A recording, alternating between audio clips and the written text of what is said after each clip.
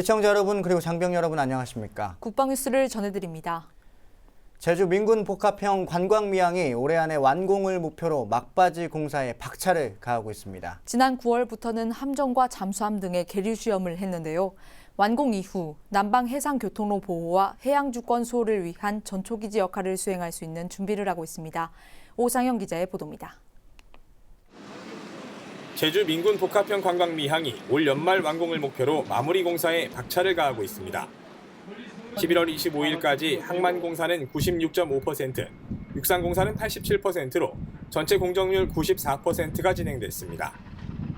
2007년 해군 기지를 강정마을에 건설하기로 결정한 후 2010년 항만 공사에 착공했지만 지역 주민과 활동가 등과 갈등을 겪으면서 공사 기간이 연장되는 등 결코 쉽지 않은 공사를 진행해 완공을 눈앞에 두고 있습니다.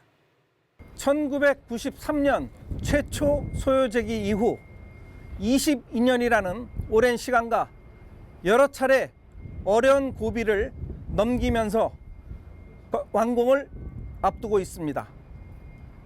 따라서 민과 군이 상생할 수 있는 최고 수준의 민군 복합항이 될 수 있도록 공사 마무리에 최선을 다하겠습니다. 계류부두 2.4km 구간과 1km의 방파제에 함정 20척이 계류할 수 있고 외곽 방파제 1.5km에는 15만 톤급 크루즈 2척이 계류할 수 있습니다. 육상에는 제주기지전대 본청과 병영생활관 등 기지시설과 지역 주민이 언제든지 활용 가능한 복지 편의시설과 종합운동장, 종교시설 등을 마련했습니다. 작전 수행을 위한 준비도 차근차근 진행했습니다. 지난 9월 16일 세종대왕함을 시작으로 11월 26일까지 16개 유형의 함정 21척에 대한 계류 시험을 모두 마친 상태입니다. 이번 계류 시험을 통해 함정의 입출항과 항만 내에서의 선회 등 여러 가지 안전사항을 세밀하게 점검했으며 제주 민군 복합항이 항만으로서의 기능과 안정성에 전혀 이상이 없음을 직접 확인했습니다. 앞으로 제주 기지가 기동 전단의 모항이자 작전 기지로서 큰 역할을 할 것으로 기대하고 있습니다. 기지 완공에 앞서 12월 1일 해군 제주기지 전대를 창설하고 같은 날 해군 제주방어사령부를 해체한 뒤 해병대 사령부 예하에 구해병여단을 창설하는 등 부대 지휘 구조 개편도 진행했습니다. 해군 제주기지 전대 창설 이후 부대 안정화와 전투부대 전개를 위한 준비가 완료되면 부산의 7기동전단과 진해 잠수함 사령부 예하 잠수함 전대가 제주 민군 복합항으로 이전해 본격적인 작전 임무를 수행하게 됩니다. 제주 민군 복합항이 완공되면 남방 해상 교통로 보호와 해양 주권 수호를 위한 전초기지 역할을 할 수 있을 것으로 기대됩니다. 제주에서 국방뉴스 오상현입니다. 네, 수도권 북부 지역 방위 임무를 맡고 있는 육군 72사단이 미래 동원사단으로 개편됐습니다. 정보대대와 군수지원대대가 새롭게 창설되며 병영시설 현대화도 함께 추진됩니다. 김지한 기자의 보도입니다. 육군 72보병사단이 미래 동원사단으로 개편됩니다. 국방개혁의 일환으로 시작된 동원사단 개편의 마지막 부대입니다. 이번 개편을 통해 병사 수가 대폭 감축되고 상대적으로 간부 비율이 높아지며 부대 전투력이 크게 향상됩니다. 우선 전차 전력이 대대급으로 증편되고 보병연대 예하에 포병대가 창설됩니다. 정보감시 자산을 갖춘 정보대대가 직할부대로 창설되며 화생방 장비도 대폭 늘어나게 됩니다. 아울러 기존의 정비대와 보수대를 통합해 군수지원대대를 창설함으로써 더욱 효율적인 전투근무 지원이 가능해졌습니다. 개편 초기 혼란이 다소 있을 것으로 예상되나 빠르게 정비하여 사단 전 장병이 제자리에서 제 역할을 제대로 실천함으로써 개편 이후에도 간단없는 전투 준비 태세를 유지하여 전평 시 임무를 완수할 것입니다. 이 밖에 CCTV 등을 활용한 과학화 경계 시스템을 내년까지 구축할 예정입니다. 최신 병영생활관과 물류센터 개념의 창고를 신축함으로써 미래 동원사단 편제에 걸맞는 병영시설 현대화도 추진됩니다. 지난 1981년 제72훈련단으로 창설된 72사단은 수도권 북부지역 방위의 일익을 담당하며 88 서울올림픽 개막식과 폐막식에 참여한 공로로 대통령 부대표창과 함께 올림픽 부대란 명칭을 부여받았습니다. 국방뉴스 김지한입니다. 육군 제1야전군사령부가 강원도와 2015 하반기 강원 지역 군관 협의회를 개최했습니다. 군과 강원도가 상생 발전할 수 있는 상호 협의 안건을 제시하고 모색하는 자리였습니다. 송민아 기자의 보도입니다. 육군 1야전군사령관과 강원도지사, 1군 예하 사단장급 이상 지휘관과 강원도 내 시장과 군수 등 군관 책임 인사가 한자리에 모였습니다. 11월 30일 열린 2015 하반기 강원 지역 군관 협의회. 이번 협의회는 군과 관이 상호 조율이 필요한 안건을 도출해 발표하고 해결책을 모색하는 자리입니다. 안보와 작전의 영향을 진짜 최소화하는 법에 대해서 저희들이 갖고 있는 패러다임을 좀 변화시켜서 함께 상생할 수 있는 이러한 노력을 하겠다 하는 말씀을 먼저 드립니다. 이날 협의회에서 제1야전군사령부는 지자체에서 안보 분야 정책을 다룰 때 이를 보좌하기 위한 예비역 안보정책 자문위원회를 확대해 운영하자는 요구사항을 주요 안건으로 제시했습니다. 이에 대해 강원도는 현재 안보 보좌를 운영하지 않고 있는 시군에서 예비역을 명예직으로 위촉하는 방안을 내놓았습니다. 미운영 중인 시군에 대한 의견 조회 결과 행성, 영월, 동해, 속초, 하천, 양구, 인제군 등 7개 시군에서 명예직으로 위촉 운영 등을 지금 현재 적극 검토 중에 있으며 이 중에서 행성군과 영월군에서는 오는 12월 중에 구체적인 위촉 계획을 갖고 있습니다. 이 밖에도 생태계 교란식물 제거 사업 인력 지원과 교통안전시설물 설치 등 군관에서 내놓은 10여 개의 안건이 활발하게 논의됐습니다. 특히 사단 신병교육 과정 중 특강 시간을 할애해 도에서 준비한 문화시민교육을 시행하자는 강원도의 제안에 제1야전군사령부는 문화장병을 만들자는 도의 취지에 동참하기로 했습니다. 인성을 바로 세우자 하는 관점인데 그중에 하나의 주요 포인트가 문화 국민을 만드는 것이기 때문에 강원도에서 제기한 이렇게 문화 시민 교육 이런 것들은 저희들이 장병 인성 바로 세우기에 중요한 테마로 인식을 하고 함께하도록 하겠습니다. 한편 강원도는 이번 협의회에 앞서 제2회 자랑스러운 강원 국방대상 시상식을 개최해 강원 지역 재해 재난 복구와 지역 발전에 기여한 장병을 선발해 시상했습니다. 국방뉴스 송민아입니다. 해군이 충무공 탄신 470주년과 해군 창설 70주년을 맞아 해군사관학교에 이순신 제독 동상을 건립했습니다. 철저한 고증으로 역사성을 배가시킨 충무공 동상의 제막식은 이순신 제독의 헌신과 애국정신을 되새길 수 있는 시간이었습니다. 김하영 기자가 보도합니다. 완전 무장한 상태로 3도 수군을 지휘하는 형상의 충무공 이순신 제독. 해군은 해양 수호의 주역이 될 사관생도들이 이순신 제독의 숭고한 희생정신과 사생관을 배울 수 있도록 해군사관학교 내 교육관 앞에 충무공 동상을 세웠습니다. 정호섭 해군참모총장 주관으로 열린 충무공 이순신 동상 제막식에는 김판규 해군사관학교장과 해군사관생도, 장병 대표, 홍중표 경남도지사 등 400여 명이 참석했습니다.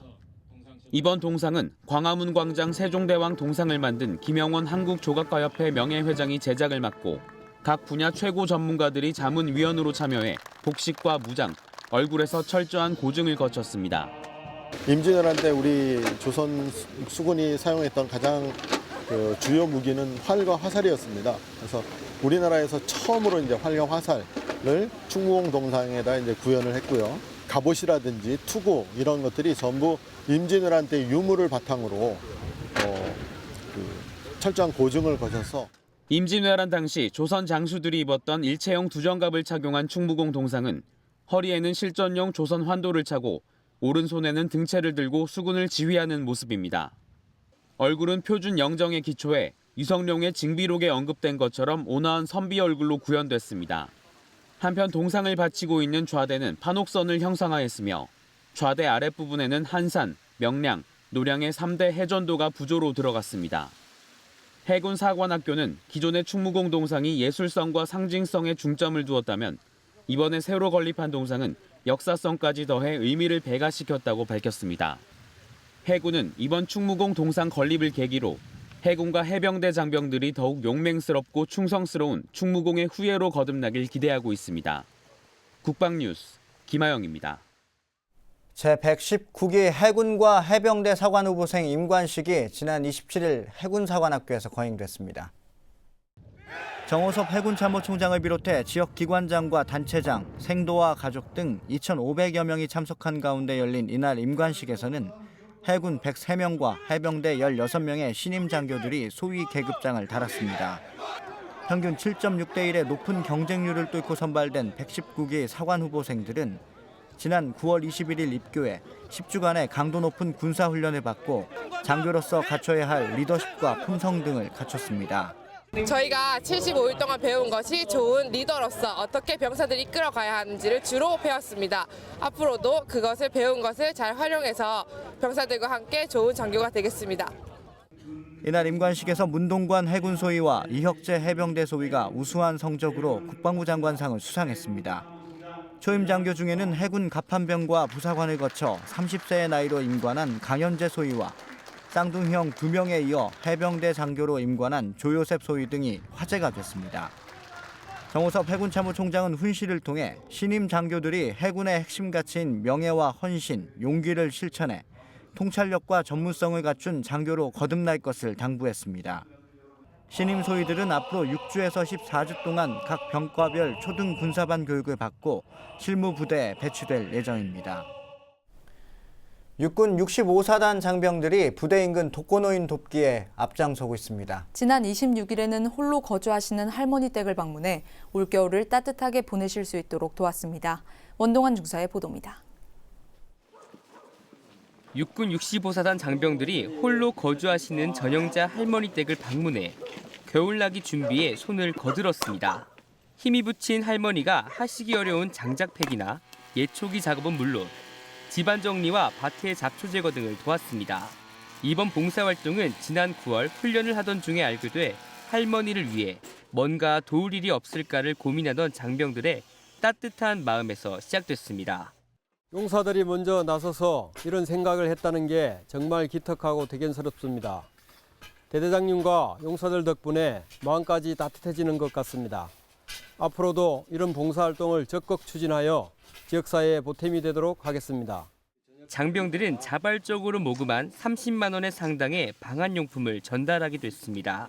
부대는 앞으로도 다양한 봉사활동으로 지역사회 발전에 기여하고 국민에게 더욱 친근하게 다가갈 수 있도록 노력하겠다고 밝혔습니다.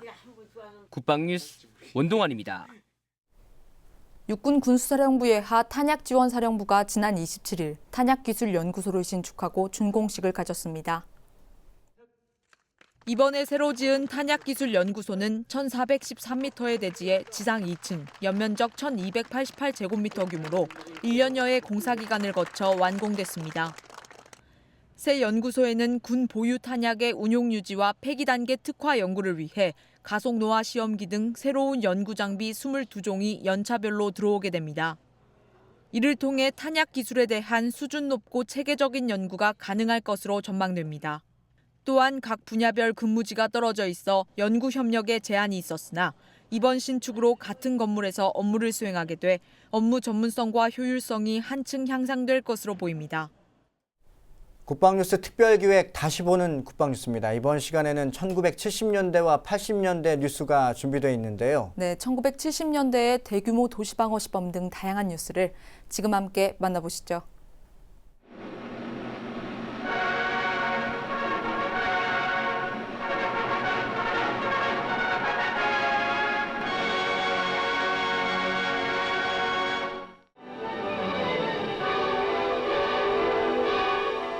평소에 꾸준한 훈련을 통하여 유비무환의 실천적 자세를 다져나감으로써 우리는 불의의 재난으로부터 우리의 생명과 재산을 지켜나갈 수 있습니다.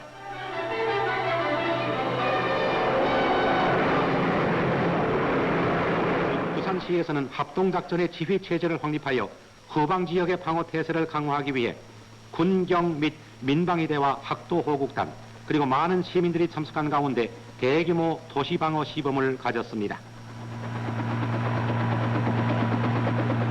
공공대의 공군 전폭기와 공정대, 해군의 구축함과 쾌속정들이 동원된 가운데 실시된 이번 시범에서 참가자들은 적의 공습으로 인한 피해를 신속히 복구하고 해안으로 침투한 가상적군을 육해공 3면에서 강타 섬멸함으로써 총력 안보의 굳은 자세를 유감없이 보여주었습니다.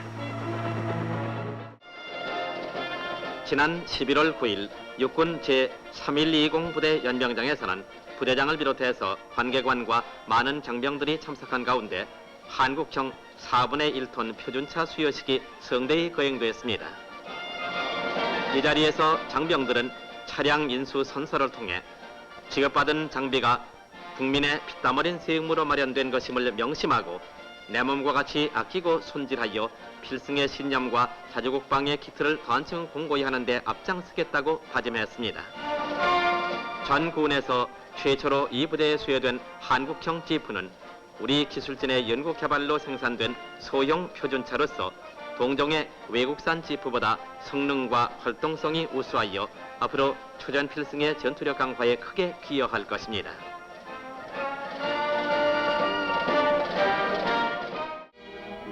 육군 제8098 부대는 육군 무열부대장을 비롯해서 많은 관계관이 참석한 가운데 대상륙 방어 훈련을 가졌습니다.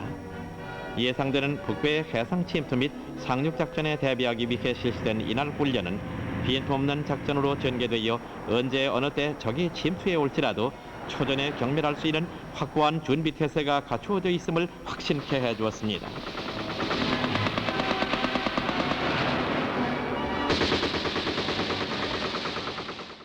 다음은 국방 게시판입니다. 국가보훈처가 대한국민의회 의장인 문창범 선생을 12월에 독립운동가로 선정했습니다. 선생은 연해주 지역의 한인 교육과 언론의 발전에 기여했으며 임시정부의 성격을 띤 최초의 조직인 대한국민의회를 창설했습니다. 국가보훈처는 문창범 선생의 삶과 활약상을 조명하기 위해 12월 9일 학술강연회와 기획전시회를 가질 예정입니다. 국가보훈처가 홍대선 해군하사를 12월에 6.25 전쟁 영웅으로 선정했습니다. 그는 6.25 전쟁 중 서해 경비작전에 참전해 공훈을 세웠으며 1952년 1월 순위도에 있는 피난민 840명을 구출하기 위해 유인 사격 중 전사했습니다. 살신성인의 희생정신을 보여준 그는 군인정신의 귀감으로 기려지고 있습니다. 전쟁기념관이 6.25 전쟁에서 활약을 펼친 김두찬 해병 중장을 12월에 호국인물로 선정했습니다. 그는 6.25 전쟁 당시 해병대 지휘관으로서 영월과 영덕, 홍천지구 전투에서 전과를 올렸으며 서해 도서작전을 진두지휘했습니다. 12월 3일 전쟁기념관 호국추모실에서는 유족과 해병대 주요 인사가 참석한 가운데 고인을 추모하는 행사가 거행됩니다. 육군본부가 국군교향악단과 함께 12월 8일 계룡대 대강당에서 송년음악회를 개최합니다. 참가를 희망하시는 분들은 육군본부 인트라넷 홈페이지 열린마당에서 신청하시면 됩니다. 신청은 12월 3일까지 가능합니다. 자세한 사항은 육군본부 정훈공모실로 문의하시기 바랍니다.